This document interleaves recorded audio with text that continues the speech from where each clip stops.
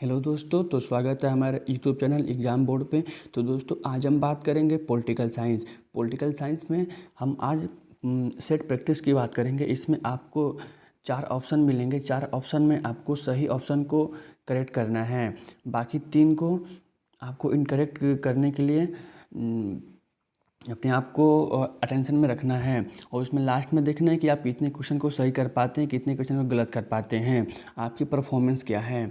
जिसमें पहले क्वेश्चन की बात करते हैं कि भारत में नई आर्थिक नीति की शुरुआत कब हुई। भारत में नई आर्थिक नीति की शुरुआत कब की गई? तो भारत में नई आर्थिक नीति की शुरुआत 1991 में की गई। उस समय नरसिम्हा राव की सरकार थी। नरसिम्हा राव की सरकार द्वारा 1991 में नई आर्थिक नीति की शुरुआत किया जाता है। इसमें ऑप्शन सी की बात करते हैं तो 1980 में भारतीय जनता पार्टी की सरकार बनती है। जनता पार्टी की सरकार बनती है, लेकिन 1980 में ही भारत में पहली बार मध्यवादी चुनाव कराया जाता है। और ये भी क्वेश्चन कई बार पूछा जाता है कि भारत में पहली बार मध्यवादी चुनाव 1900 कब कराया जाता है? तो 1980 में कराया जाता है। ऑप्शन डी की बात करते हैं तो ऑप्शन डी में 1885 की बात करता है, जो भारतीय राष्ट्रीय कांग्रेस की स्थापना के वर्ष है। अर्थात भारतीय राष्ट्रीय कांग्रेस की स्थापना 1885 में हुई थी। हुयूम द्वारा मुंबई में किया गया। अगले क्वेश्चन की बात करते हैं, भारत में नई आर्थिक नीति की शुरुआत किस प्रधानमंत्री ने की? भारत में नई आर्थिक नीति की शुरुआत नरसिम्हा राव की सरकार द्वारा किया गया, ठीक है, 1991 में। और 1991 में ही सोवियत संघ का विघटन हो गया, जिससे 2 महाशक्तियों का उदय हुआ, ठीक है। यहाँ बात रूस और अमेरिका।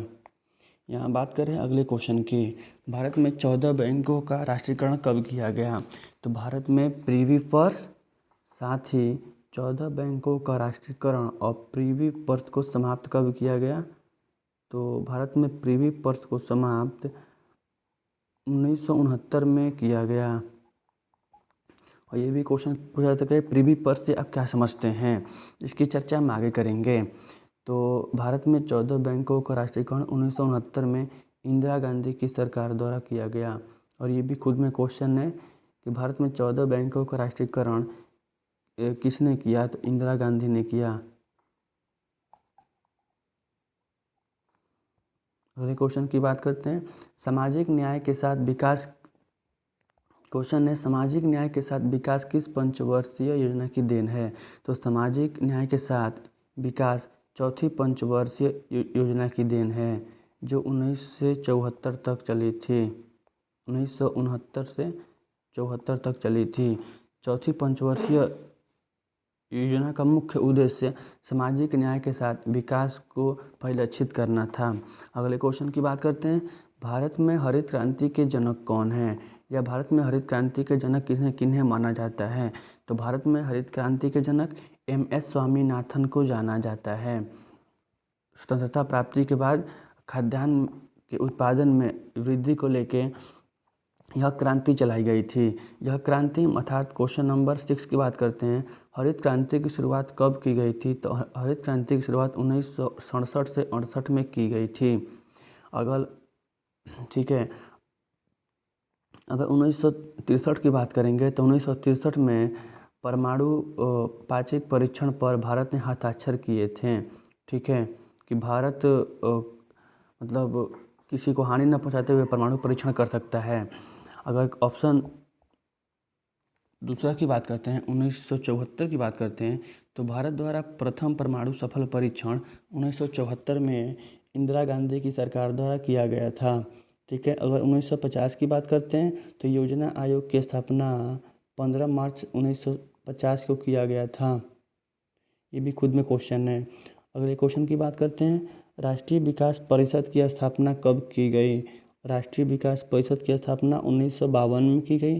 अगर यहाँ क्वेश्चन ये पूछ दे कि राष्ट्रीय विकास परिषद के अध्यक्ष कौन होते हैं, तो राष्ट्रीय विकास परिषद के अध्यक्ष प्रधानमंत्री होते हैं, जो योजना आयोग के भी अध्यक्ष होते हैं।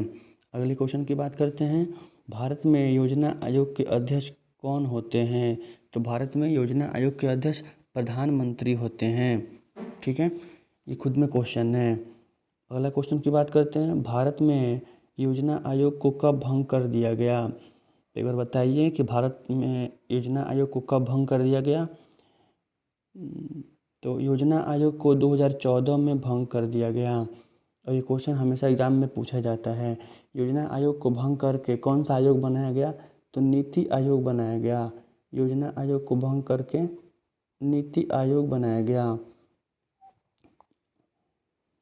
क्वेश्चन की बात करते हैं, योजना आयोग के संबंध में कौन सही है। योजना आयोग के संबंध में कौन सा कथन सही है, तो योजना आयोग एक संवैधानिक इकाई है। दूसरे नंबर की बात करते हैं, योजना आयोग एक गैर संवैधानिक इकाई है। थर्ड नंबर की बात करते हैं, इसकी स्थापना ब्रिटिश काल में हुई थी। चौथे नंबर में सभी कथन गलत हैं। तो यहाँ ऑप्शन 2 सही है, यह गैर संवैधानिक इकाई है। योजना आयोग का गठन संविधान के प्रावधानों के अनुसार नहीं हुआ था, इसलिए इसे गैर संवैधानिक इकाई कहा जाता है। ठीक है, और ये हमेशा क्वेश्चन पूछा जाता है। अगले क्वेश्चन की बात करते हैं, योजना आयोग की स्थापना कब की गई। योजना आयोग की स्थापना कब की गई, तो 15 मार्च 1950 को। दूसरे ऑप्शन की बात करते हैं तो 15 मार्च 1949 को। थर्ड नंबर की बात करते हैं 2 अक्टूबर 1950 को। चौथे ऑप्शन की बात करते हैं 15 अगस्त 1947 को। तो योजना आयोग की स्थापना 15 मार्च 1950 को किया गया था। पंडित जवाहरलाल नेहरू इसके प्रथम अध्यक्ष थे। अगले क्वेश्चन की बात करते हैं, योजना आयोग किस प्रकार की संस्था है। योजना आयोग किस प्रकार की संस्था है, अर्थात योजना आयोग एक संस्था है। कैसी संस्था है, तो पहला है तानाशाही संस्था है। ऑप्शन बी है सलाहकारी संस्था है। ऑप्शन सी है प्रशासकीय बाध्यकारी संस्था है। ऑप्शन डी है इनमें से कोई नहीं। तो योजना आयोग एक सलाहकारी संस्था है जो भविष्य में किसी कार्य को किए जाने के लिए योजनाओं को तैयार करती है, सलाह देती है, विचार विमर्श करती है। अगले क्वेश्चन की बात करेंगे, नीति आयोग की स्थापना कब की गई। नीति आयोग की स्थापना कब की गई, तो नीति आयोग की स्थापना ऑप्शन ए 1 जनवरी 2014 को की गई। ऑप्शन बी 1 जनवरी 2015 को की गई। ऑप्शन सी 1 जनवरी 2016 को की गई। तो नीति आयोग की स्थापना 1 जनवरी 2015 को की गई। ये क्वेश्चन हमेशा एग्जाम में पूछा जाता है, ऊपर के एग्जामों में भी पूछा जाता है। अगले क्वेश्चन की बात करते हैं, यूरोपियन देशों एवं अमेरिका ने किस मॉडल को अपनाया है। यूरोपियन देशों एवं अमेरिका ने किस मॉडल को अपनाया है, तो पहला ऑप्शन है समाजवादी मॉडल। दूसरा ऑप्शन है उदारवादी पूंजीवादी मॉडल। तीसरा है दोनों को अपनाया है। चौथा है मिश्रित मॉडल को अपनाया है। तो इसमें यूरोपियन देशों एवं अमेरिका ने उदारवादी और पूंजीवादी मॉडल को अपनाया है। अमेरिका एवं यूरोपियन देशों ने उदारवादी एवं पूंजीवादी मॉडल को अपनाया है। अगले क्वेश्चन की बात करते हैं, पॉक्सो प्लांट भारत के किस राज्य में स्थित है। तो पॉक्सो प्लांट भारत के किस राज्य में स्थित है। पहले ऑप्शन की बात करते हैं बिहार में स्थित है। दूसरे की बात करते हैं झारखंड में स्थित है। तीसरे ऑप्शन की बात करते हैं उड़ीसा में स्थित है। चौथे ऑप्शन की बात करते हैं पश्चिम बंगाल में स्थित है। तो पॉक्सो प्लांट भारत के उड़ीसा राज्य में स्थित है, जिसकी राजधानी भुवनेश्वर है। ये भी खुद में क्वेश्चन है। अगले क्वेश्चन की बात करते हैं, भारत द्वारा सफल परमाणु परीक्षण कब किया गया था। तो भारत द्वारा सफल परमाणु परीक्षण ऑप्शन ए 1998 में किया गया था। ऑप्शन बी 1972 में किया गया था। ऑप्शन सी 1974 में किया गया था। ऑप्शन डी 1950 में किया गया था। तो भारत द्वारा सफल परमाणु परीक्षण 1974 में किया गया था। उस समय इंदिरा गांधी की सरकार थी और इंदिरा गांधी के द्वारा किया गया था। अगले क्वेश्चन की बात करते हैं, प्रथम परमाणु परीक्षण किसके समय में किया गया था। कौन ऐसे प्रधानमंत्री थे जिनके समय में प्रथम परमाणु परीक्षण किया गया था। तो पहला है मनमोहन सिंह। ऑप्शन बी है इंदिरा गांधी। ऑप्शन सी है अटल बिहारी वाजपेयी। ऑप्शन डी है राजीव गांधी।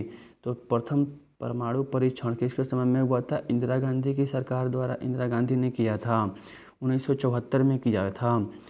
कहाँ किया था, तो इसकी चर्चा हम अभी कर रहे हैं। प्रथम परमाणु परीक्षण भारत के किस राज्य में किया गया था। तो प्रथम परमाणु परीक्षण भारत के राजस्थान में किया गया था, उड़ीसा में किया गया था, पश्चिम बंगाल में किया गया था, इनमें से कोई नहीं। आप ऑप्शन सही उत्तर को चेक कीजिए। तो प्रथम परमाणु परीक्षण भारत के किस राज्य में किया गया था? राजस्थान के पोखरण में किया गया था। और कभी कभी राजस्थान न देकर पोखरण देता है, ठीक है, तो आप इसे भी याद रखिएगा।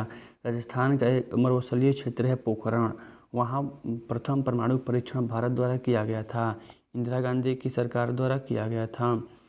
राजस्थान का पोखरण, और इस पे एक मूवी भी बन चुकी है पोखरण, जॉन अब्राहम की। और क्वेश्चन की बात करते हैं, दूसरा परमाणु परीक्षण किसके समय में किया गया था? दूसरा परमाणु परीक्षण option A Atal Bihari Vajpayee, option B Indira Gandhi, option C doctor Manmohan Singh, option C कोई नहीं। तो दूसरा परमाणु परीक्षण अटल बिहारी वाजपेयी के शासनकाल में किया गया था, जब ये प्रधानमंत्री बने। और अगले क्वेश्चन की बात करते हैं, दूसरा परमाणु परीक्षण कब किया गया था? तो दूसरा परमाणु परीक्षण ऑप्शन ए 1972 में किया गया था, ऑप्शन बी 1974 में किया गया था, ऑप्शन सी 1998 में किया गया था, ऑप्शन डी में से कोई नहीं। तो दूसरा परमाणु परीक्षण 1998 में अटल बिहारी वाजपेयी के द्वारा किया गया था। और अगर स्थान की बात करेगा तो राजस्थान का पोखरण ही किया गया था, ठीक है, राजस्थान का पोखरण में ही अटल बिहारी वाजपेयी के द्वारा किया गया था। अगर ऑप्शन ए की बात करते हैं, 1972 में क्या किया था? 1972 में शिमला समझौता भारत और पाकिस्तान के बीच हुआ था, ठीक है, शिमला में। ऑप्शन बी की बात करते हैं, 1974 में प्रथम परमाणु सफल परीक्षण इंदिरा गांधी की सरकार द्वारा किया गया था। अगले क्वेश्चन की बात करते हैं, भारत और पाकिस्तान के बीच कारगिल युद्ध कब हुआ? कारगिल युद्ध की बात कर रहा है। तो option A 1995, option B 1996, option D 1999 और ऑप्शन डी 1998। तो ऑप्शन सी 1999। भारत और पाकिस्तान के बीच कारगिल युद्ध कब हुआ? तो भारत और पाकिस्तान के बीच कारगिल युद्ध बता सकते हैं 1999 में हुआ, जिसमें भारत की विजय हुई। अगले क्वेश्चन की बात करते हैं, मैकमोहन रेखा कहाँ है? Option A Jammu Kashmir, option B Arunachal Pradesh, option C Uttar Pradesh, option D Assam. तो अगले क्वेश्चन, इसके आंसर को आप बताइए कि मैकमोहन रेखा कहाँ है? मैकमोहन रेखा भारत के अरुणाचल प्रदेश में है, इसका क्षेत्र है नेफा में मैकमोहन रेखा स्थित है। 1914 में इसका नामकरण किया गया था। अगले क्वेश्चन की देखते हैं और उसकी बात करते हैं।